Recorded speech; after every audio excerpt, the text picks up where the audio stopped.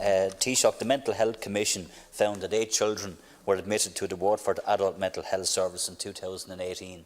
It found incredibly that the compliance record for the service was 57% compared to 68% the year before. It said, and I quote from the report itself, "Not all staff involved in the care of children had training in Children First. Age-appropriate facilities and a programme of activities were not available. Children residents did not have access to age-appropriate advocacy services.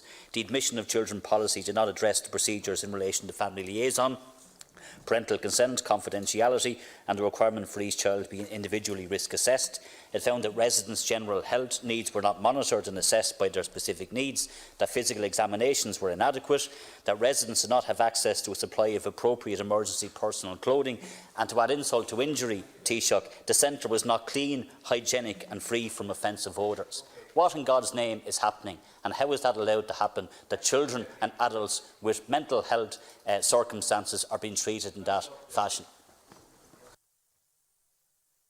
I'm aware of the report that the Deputy refers, and I also want to acknowledge the good work that the Mental Health Commission continue to do in ensuring that driving standards, increasing and improving standards across the range of healthcare facilities that look after some of our most vulnerable adults and young people. There is no excuse for many of the issues that the Deputy has listed out there that the Commission highlighted in their report. There's absolutely no excuse.